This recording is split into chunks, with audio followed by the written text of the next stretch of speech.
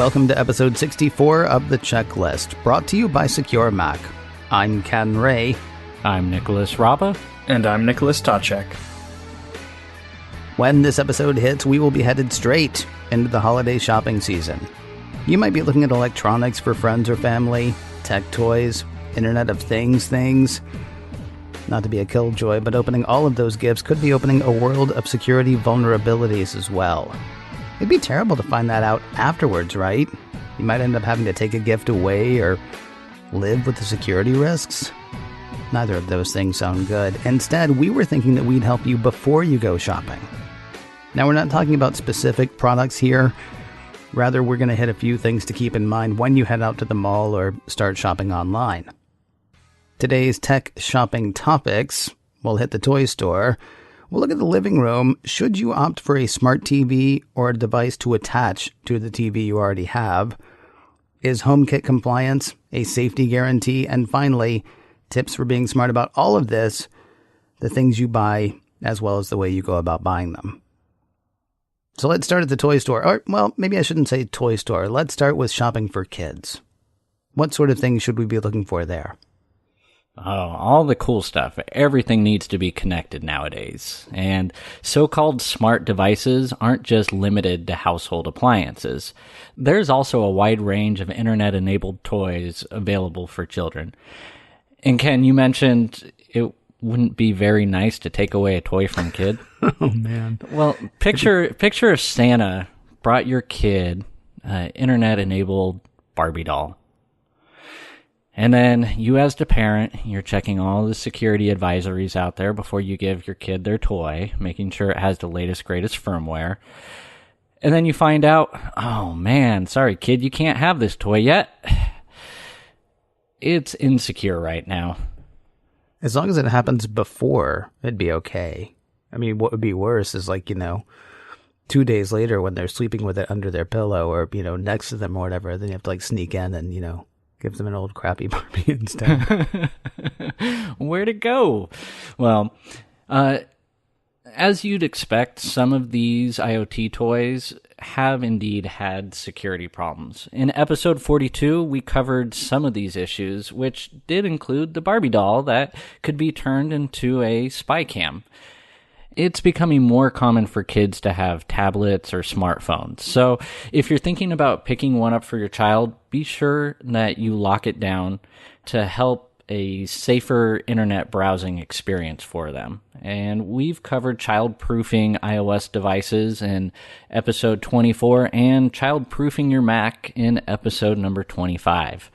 So we've done a lot of talk about helping protect your kids and these devices. Can I ask a question? I mean, part of the problem, I would think, this gets into sort of a philosophical thing, but you guys have kids, so you're actually a good person for me to ask, since I don't. I tend to think that if you're going for something like a tech gift or something like that, that's generally speaking for me going to be one of the biggest gifts that gets given, because I'm going to go with an Apple device, not just because, I'm steeped in the Apple ecosystem, but also because of the security things that you're talking about.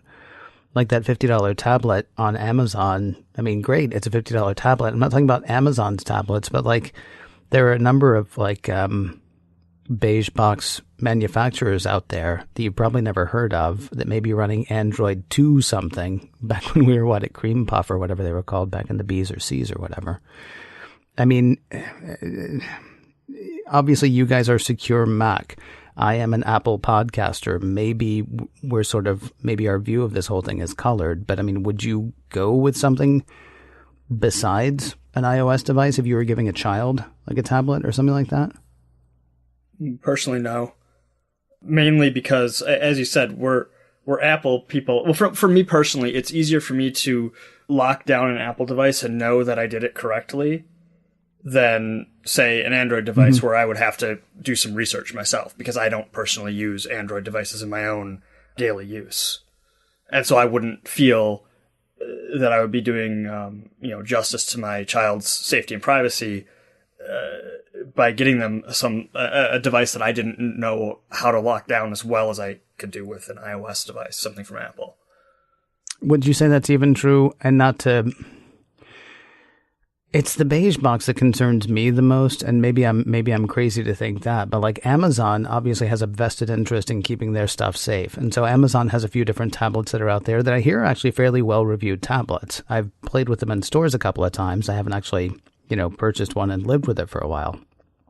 But I mean, would you feel comfortable going with like an Amazon because the last thing Amazon wants is to shake the public's trust in Amazon. Almost in the same way that Apple does.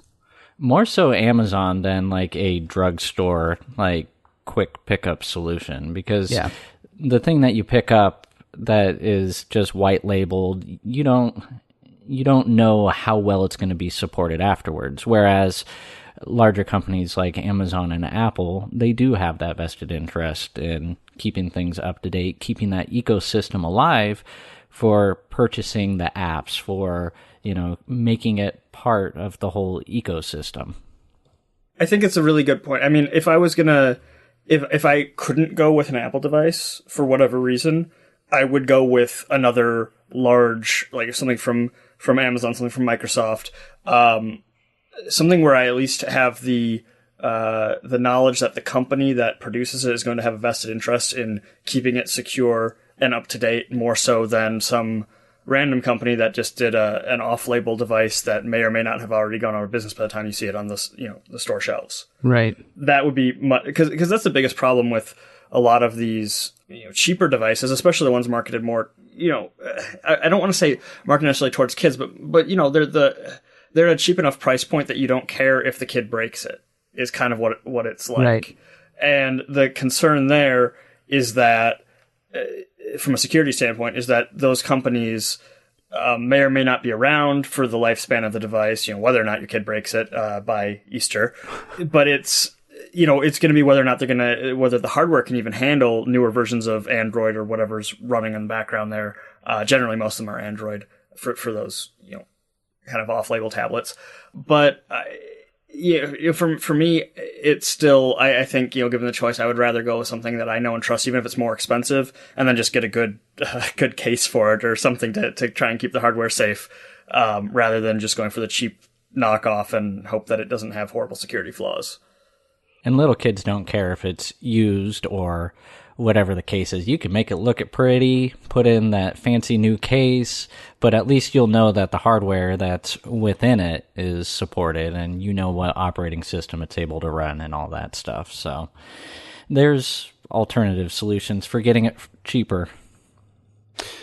I want to talk next. Let's move away from stuff specifically for the kids to something that is for the whole family. The question that I had was, if you're looking at something for the living room, would you personally go with a smart TV, or would you look at an attachable device like a Roku or an Apple TV or something like that? Again, that's not to throw Amazon away. I mean, Amazon also has I think it's the Fire TV or something like that as well. Mm-hmm.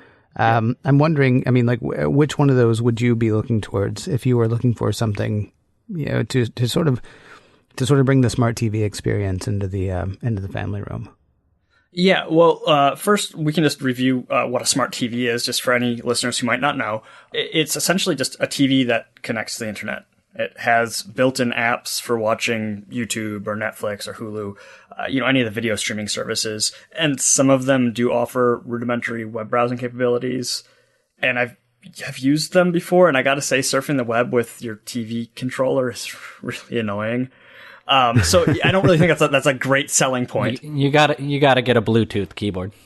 Oh, I guess that's an option. But another option, though, if you want that, at least the experience of being able to stream video to your television, would be one of the set-top devices. So the Roku or the Apple TV, Amazon's Fire Stick, I think, and Google has Chromecast.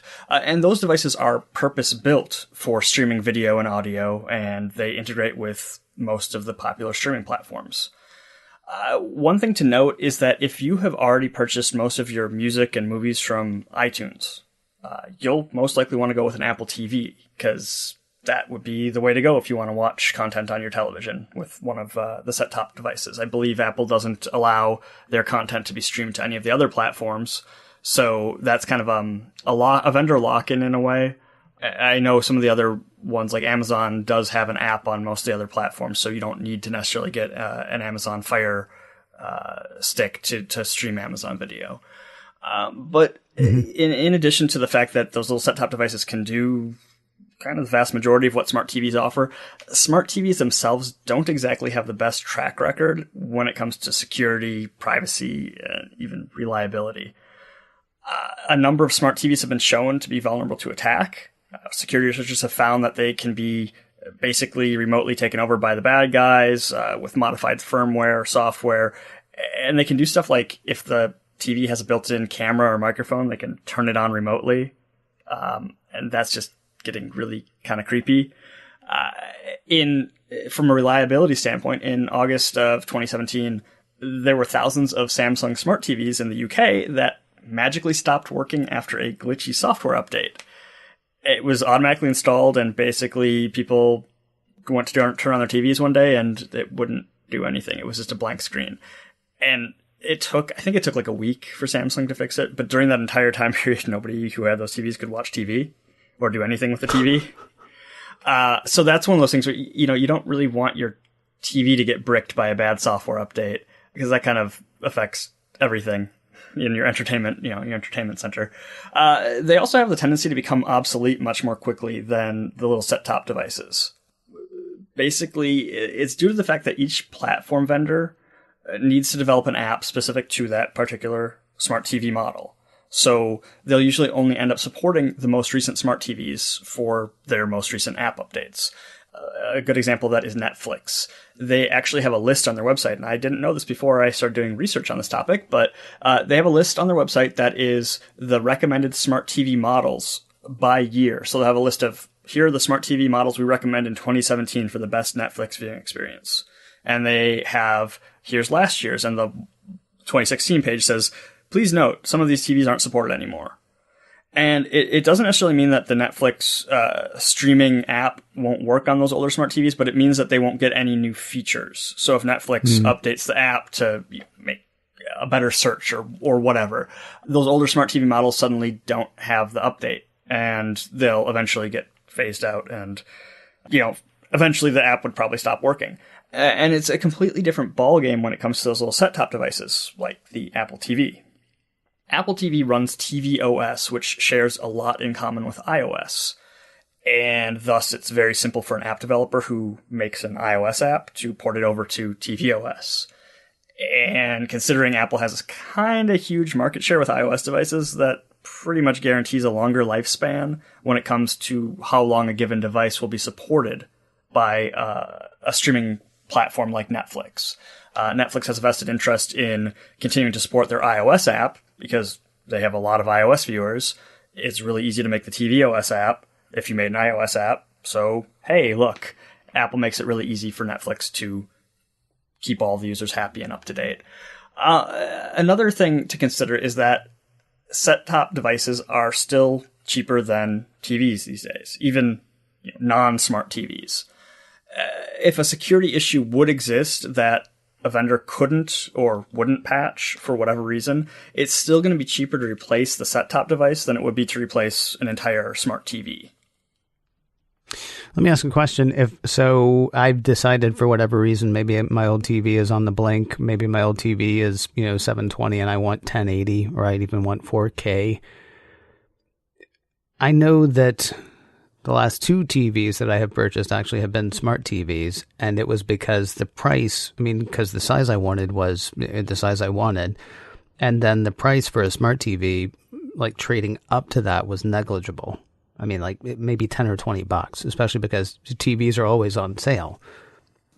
Yeah, and that's the real thing is smart TVs used to be a bit more expensive than the normal ones. So the price, for TVs in general have come way down over the years. So there are some smart TVs where you have the capability to turn off the smart TV features. Well, that just sounds there are dumb. Also, there's also apparently antivirus programs for smart TVs. It's just it really. It's in the end, it's up to you as a listener if you want to purchase a smart TV. My personal thought on it would be that I would much rather have the set-top device and just plug it into my TV as you said, Ken, the price can be kind of a negligible difference between the smart and the non-smart variety of the TV. But my personal experience with smart TVs, I don't particularly like them. So that's where I'm coming from on that. I got to ask one other question on that. One of the biggest platforms for smart TVs, it seems, over the past couple of years has become Roku. I mean, this goes back to the question that we were asking, or really the premise for this segment. Do you want a smart TV or do you want a set-top box like an Apple TV or a Roku? If we're going to go ahead and throw Roku into the mix as a reliable set-top box, do we then go ahead and say, well, their platform's going to be reliable too? Or is it still just, okay, well, it's the Roku skin, but it's still going to be up to Samsung, Vizio, Sharp, Magnavox, Zenith, other people who don't even make TVs anymore, RCA. I don't know if they make TVs or not. I mean, would you trust like a platform in a smart TV, or are you still just like, yeah, I'd avoid the smart TV if I could? I think I'd have to do more research and see how the platform's actually integrated. As you said, is it just is it just a skin over a different interface that's built by the company, or is Roku the ones who are actually making the entire guts of the smart TV for the smart part? So I think that would kind of probably influence my opinion on that more. And I honestly don't know enough about how they integrate with the newer versions. The smart TVs I've had experience with are about a year, going back a year and a half. So the 2017 and going to 2018, the models might be a little bit different these days. But I would still I think as a matter of personal preference and my own experience, I still would just go with the set-top device in general.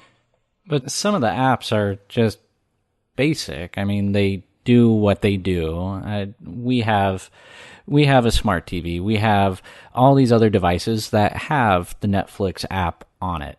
Like, so you could pick and choose whether or not you want to watch Netflix from your Blu-ray player or from any of the 12 other connected devices that we have. I always tend to go back to the TV for it, just because it's the first remote that I pick up to turn on the TV, and it's built in, it's there. But I have to say, the Panasonic TV that I have, I don't think there's been a firmware update in a while. I have I have those stickies all over the cameras. Wait, I don't think that one has a camera in it. But what about the microphones? I don't think this one has a microphone in it as well. But, all the other gaming devices and all the other appliances, there's no saying about those. It's so funny you mentioned that, because I want to say there are 3 different ways attached to my television that I could actually watch Netflix. Mm-hmm. There's my Xbox, there's my Apple TV, and then there's the television itself, which is kind of crazy. But then again, the other day I realized that one of the platforms that I actually do watch is suddenly not supported by the television anymore. But I was able to switch over to one of the other devices, and because that's really what I need is, 5 different ways to watch one channel. And that was actually something else that I guess is not. It could be. I guess it could be a selling point or not with regards to smart TVs. A while ago, Google actually made their own televisions, like not just their the Chromecast, but they actually branded a smart TV. This was, I think, 2009 or 2010. And some of the major content providers at the time, NBC, CBS, any of the other things that allowed streaming from other smart TVs, when they found out Google was in charge of things, they're like, no, we're not going to let your TV stream. And that kind of goes back to the whole net neutrality argument. But that's something to keep in mind, is that a lot of times the various platform vendors do have agreements with each other as to whether or not they'll allow streaming on one device or another. And that can sometimes cause issues. Yeah, we all wanted choice, and I don't blame us. I still like having a choice, but it's all getting so confusing. You just kind of miss the days when you called the cable company. They gave you 30 channels, which was like 28 more channels than you needed. You called it good. And now if you only have 30 channels, wow, so you really just have one of those digital antennas, apparently. Hey, there's a lot of other stuff that we want to hit. It's not just about watching television. Going back to the Internet of Things. we've talked on more than one occasion, even earlier in this show, about how just buying sort of the white label or just like the cheap stuff, the stuff that is like almost an impulse buy when you're on your way to the counter at your local grocery store or drugstore. We don't know where they come from. We don't know who is holding them to account. All the way at the other end, there is a relatively small but sort of curated list of devices that Apple's keeping an eye on. It's their Internet of Things, or their connected devices platform, is HomeKit.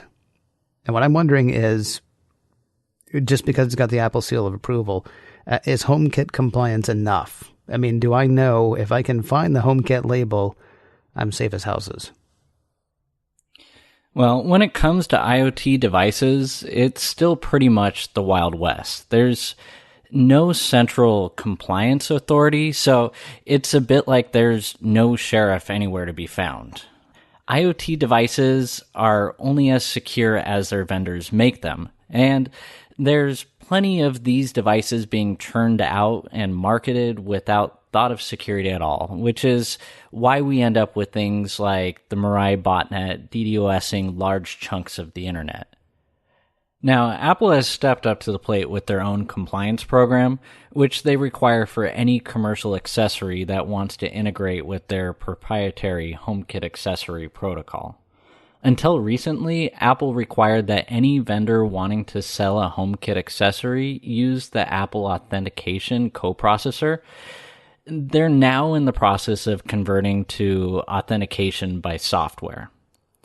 Apple also requires that the vendor obtain Wi-Fi Alliance or a particular Bluetooth certification, depending on if the device operates over Wi-Fi, Bluetooth, or both. Now, these requirements ensure that any vendor looking to create a HomeKit accessory meets a certain level of security criteria put in place to ensure security and privacy for the end user. Now, while it would be naive to say that any platform, including HomeKit, is completely secure, Apple does have exacting standards when it comes to security and privacy.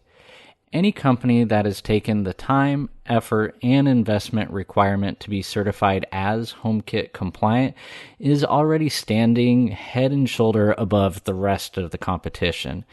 It would be well worth considering a HomeKit certified device when you're trying to decide between different IoT options. It also, I mean, forgive me, I don't want to sound like an old man, but I'm turning into one. Everything doesn't have to be connected to the internet, right? I mean, everything doesn't have to be connected to the internet. Your coffee maker, I'm going to go on a limb and say your coffee maker does not need to be connected to the internet. But how can you tell it to brew coffee for you? It would be cool to start it. You get up out of bed, what's the first thing you do? I go and hit start on my coffee maker. No, I will tell you, I go and hit start on my coffee maker. But you could do that by picking up your phone first and pressing the start button. You could also do it with a timer, though. Here's the thing. Here's actually something that I would suggest, and this just comes from personal experience. If you had ever said to me, your washing machine needs to be connected to the internet, I would say, you are mad. And then I lived in a second-story apartment where the washing machine was in the basement. And so I'd have everything timed out, and then I would go down there and find out, oh, it turns out it's been off balance for the past 45 minutes. So now my entire schedule of when my pants are going to be dry so I can go out to dinner is completely thrown off, right? So I mean, maybe take it on a case-by-case basis. Does every washing machine need to be connected to the internet? No. But maybe if you have the option of one that is connected to the internet, maybe you go ahead and do that if it's a reputable brand, if the app is easy to use. I don't even know if they make internet-connected washing machines, but they make internet-connected everything else, so I'm assuming they do. They have Bluetooth-enabled ones. I know that. Oh, there you go. You see, I guess what I'm saying personally is maybe everything doesn't need to be connected to the internet. Like, you can find a safe thing connected to the internet, but ask yourself, does my toaster really need an app? Or at least, maybe just there needs to be a central, a new product, a central box that's on your home network that doesn't need to connect to the internet, and it just talks to all those devices. That's the thing. Not everything needs to be connected. It makes a lot of things convenient, Like, it'd be nice if, the washer was able to tell you that your pants weren't getting dry. But how many devices need to be connected, and the fact that so many vendors don't seem to care or know how to do security, and that ends up causing all those fun problems. Yeah. Hey, one more thing to hit before we go. We've talked a lot about the various devices that you might get and how to hopefully, be safe once you actually have those devices in-house. Let's talk about actually going out and getting those devices. I mean, being smart, not only about the things you choose, but, how you go about picking them up. Well, we've already kind of made it a point that we like the well-known, trusted vendors when it comes to our gadgets. So, don't go with the cheap, no-name stuff. It's much less likely to be updated with security patches. And when something's connected to the internet, those security patches are really important. Also, watch out for shadier companies, because there are a lot of them out there that will use really similar sounding product names to try and confuse you. So you think, oh, this is from that vendor because it sounds really, really similar. But it's not. So just double check before purchasing. Usually it's when you see stuff at the too good to be true prices that you'll want to do that double check. But also try and stay away from discontinued devices. So, buying the latest and greatest isn't necessarily a guarantee that it's always going to be updated and secure, because vendors are notoriously bad about keeping up with that stuff, for IoT devices at least. But you don't want to go out and buy something that is on super sale because it is discontinued, because that means it's not going to have any more updates. And if there is a problem with it, you're out of luck. The device might still kind of work or whatever, but that's the downside of some of, the older stuff. And then the hardware release cycles go pretty fast these days. So something can be kind of obsolete within a much shorter time period than you think. If you're going to be doing shopping online this holiday season, there are also a few things to keep in mind. You want to make sure your security software is up to date before you do online shopping, because a keylogger you didn't know about could ruin your day when you type in your credit card information. Speaking of credit cards, you'll want to stick to a single credit card for online purchases if at all possible. Don't use a debit card when shopping online. Your liability is normally limited when it comes to unauthorized credit card transactions, but the same can't be said for unauthorized debit card purchases. You have a really short time period in which to contact your bank and say, hey, I think somebody stole my debit card number. Otherwise, you're still going to be liable for those charges. We do have more in-depth information on safe online shopping available way back in episode 12 of the checklist. So actually, it was about a year ago that we did that episode. And all that information is still completely up to date for this holiday shopping season. So you might want to check that one out. And finally, just something to think about overall is you want to keep your attack surface to a minimum. The attack surface is basically every device that you add to your network has the potential to increase the attack surface. That means it's a potential point of weakness that the bad guys could use to target and exploit and cause all sorts of problems. So keep that concept in mind when deciding whether you really need that smart TV or smart light bulb, if it's going to be worth the potential risk to your security and privacy overall. Because if you're opening a door to the internet, of course, you're opening a door to your house from the internet as well. Well, your house or your workplace or whatever it is. But, the good news is, we all want the shiny stuff. We all want to live in the future. And so, at least some of these tips that we just covered should help us do it at least a little bit more safely. Hopefully a lot more safely. If you missed any of those points, or if, some of them sort of flew over your head, we do keep notes for this episode, for every episode that's come before, and for every episode that's going to follow. The place to find notes for all of them is securemac.com/checklist. That address again is securemac.com/checklist. If you have a question you'd like to ask us, or a topic you would like to hear us hit, maybe you just want to wish us happy holidays. The address to do that is checklist. Yeah, I know, right? That'd be nice. Checklist@securemac.com. Do me a favor, though. Don't send like a link where you say, click on this link for your holiday card. E-cards are cool, man. E-cards are cool. I understand that. But when I get one of those, I don't know if somebody's actually sent me a birthday thing or not, because I don't click the link because I don't know the company. So, just a simple happy holidays if you want to. Or seriously, if you have a security question or a topic, checklist@securemac.com is the email address. That address again is checklist@securemac.com. And if you can't remember that, do remember this. You're listening to The Checklist, brought to you by Secure Mac. and we'll talk to you next week.